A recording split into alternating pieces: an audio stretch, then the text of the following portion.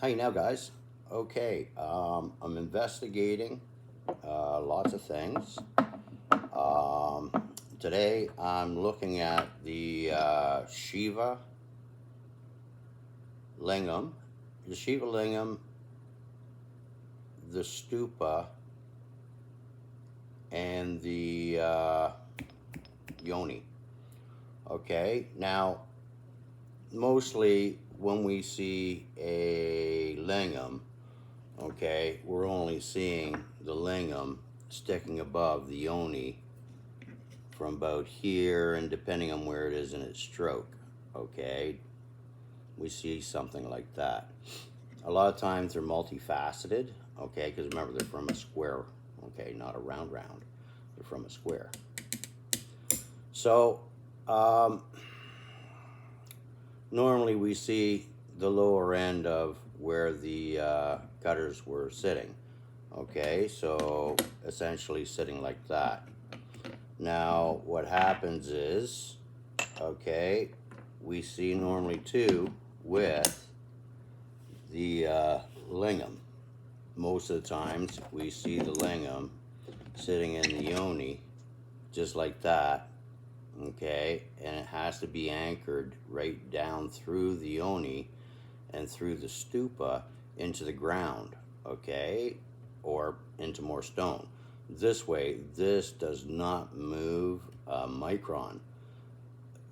The impact of a slight lean, okay, does set it off, okay, which is why plumb is absolutely guaranteed when you're using the stupa yoni with the lingam, okay. Now once that's been achieved, we get to put our tile cutters on, okay. So these cutters, okay, are not really cutters so much as they do what Brahma leaves off. Shiva then comes in and polishes and whatnot and makes all the other pieces sharper, okay. So after Shiva is Vishnu, so as they become polished they get put aside and sent over to the other station, okay, for Vishnu and fine polishing and fine detailing. Otherwise it's a Shiva lingam, and it's so because as I'm going to transfer you over from here to here, okay. So essentially, okay,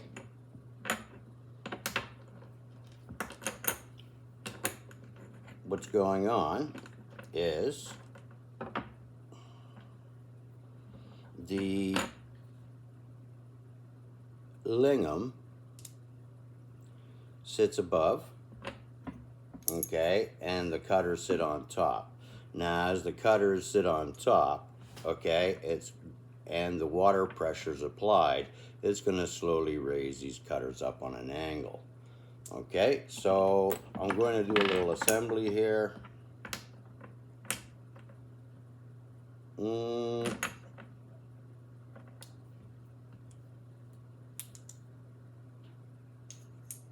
Nope, this one.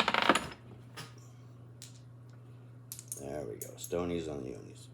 Okay, so what happens then is it allows the upper stone to swirl around, okay. It is self-sharpening depending on the angle it's put on, okay, but essentially it spins. Now how does it spin? It doesn't spin from here, it spins from the outside. All the columns around the outside are spinning super fast, so it's transferring that spin into the center, which makes these spin a little bit faster, okay. Anyways, research will be going on today about this stuff a little bit more because I still have to put the side profile cuts in and figure out where in the temple's assembly it cuts those profiles and those odd little angles to get the stones to go on a more controlled bevel. Okay? Anyways, how you now, guys? Have a good day.